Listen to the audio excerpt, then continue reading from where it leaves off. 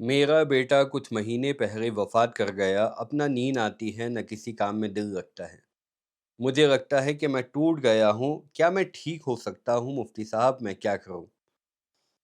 اللہ آپ کو صبر جمیل نصیب فرمائے۔ تو محترم اسماعیل صاحب، ایسے وقت کے اندر دل کا غمزدہ ہونا یہ فطری امر ہے، اس لیے کہ والدین اور بچوں کا جو رشتہ ہے نا، یہ انتہائی پاکیزہ رشتہ ہے۔ ہم تو پھر بھی عام لوگ ہیں۔ اللہ کے رسول صلی اللہ علیہ وسلم کے بیٹے کا جب انتقال ہوا، ابراہیم، چھوٹے سے بچے، تو اس وقت جو اللہ کے نبی کی کیفیت تھی، صحابہ اسے دیکھ کر پوچھنے لگے کہ اللہ کے رسول، آپ بھی آنسو بہاتے ہیں، آپ بھی روتے ہیں؟ جس پر ان کا جواب یہ ہوا کہ ان العین تدمع والقلب يحزن ولا نقول الا ما يرضى ربنا وانا بفراقك یا ابراہیم لمحزونون، کہ آنکھ آنسو بہاتی ہے، دل غمزدہ ہے، لیکن ہم پھر بھی وہی بات کہتے ہیں جو ہمارے رب کو پسند ہو، اور اے ابراہیم، تیری جدائیگی کی وجہ سے ہماری دل غمگین ہے۔ تو یہ تو فطری امر ہے، ایسا ہوگا بھی، بلکہ قرآن یوں کہتا ہے جن پر مصیبتیں آتی ہیں اور اس پر وہ صبر کرتے ہیں، تو قرآن کہتا ہے وَبَشِّرِ الصَّابِرِينَ الَّذِينَ إِذَا أَصَابَتْهُمْ مُصِيبَةٌ قَالُوا إِنَّا لِلَّهِ وَإِنَّا إِلَيْهِ رَاجِعُونَ، کہ خوشخبری دے دیجئے ان لوگوں کو جو صبر کرتے ہیں کہ جب ان پر مصیبت آ پڑتی ہیں تو وہ کہتے ہیں اِنَّا لِلَّهِ وَإِنَّا إِلَيْهِ رَاجِعُونَ، کہ ہم تو اللہ کے ہیں اور ہمیں واپس بھی اللہ ہی کے پاس جانا ہے۔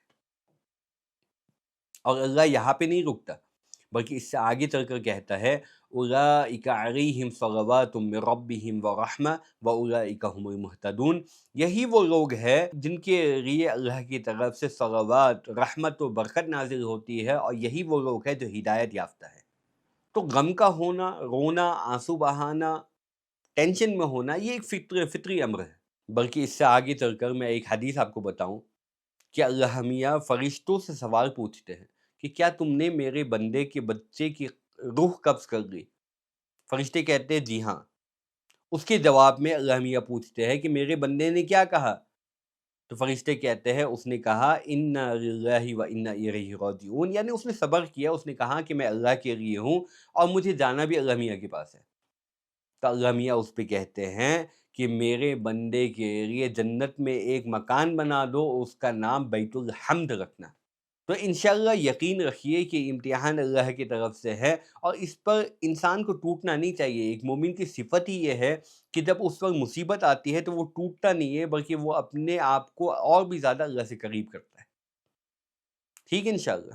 کیا کسی کو اگر ڈپریشن، بلکہ میں اس سے آگے چل کر آپ کو ایک بات کہوں، امام سخاوی رحمۃ اللہ علیہ ایک پائے کے عالم دین تھے، ان کے 14 بچے تھے، اور 14 بچوں میں سے ایک کے بعد ایک ہر ایک وفات پاتا چلا گیا۔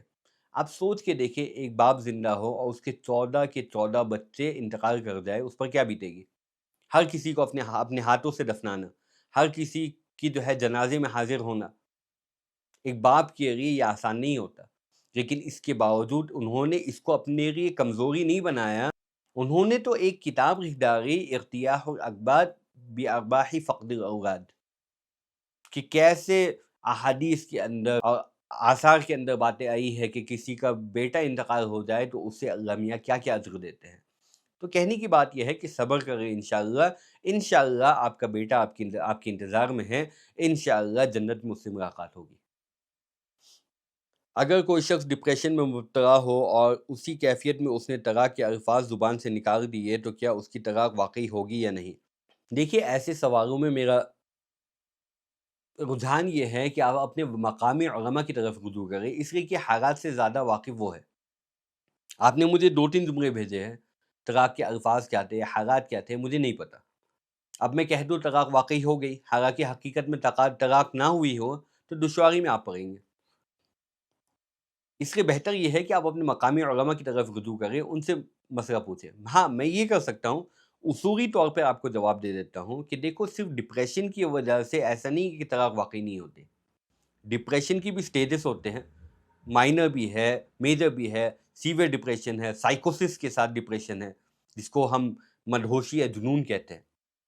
تو اگر حالت ایسی تھی اور گھر والے بھی تصدیق کر سکتے ہیں، ڈاکٹرز بھی تصدیق کر سکتے ہیں کہ آپ کی حالت ایسی نہیں تھی پہلے ماضی کے اندر جو حالت اب ہو گئی ہے، اور ڈاکٹرز تصدیق کر دے کہ آپ ڈپریشن کے شکار ہیں، اس حالت میں کہ آپ کو اپنے کہے ہوئے الفاظ کے بارے میں ادراک نہیں ہوتا، شعور نہیں ہوتا، اور جو ہے ارادہ نہیں ہوتا، تو ہاں ایسے شخص کے بارے میں حکم یہ ہے کہ اس کی طلاق واقعی نہیں ہوتی۔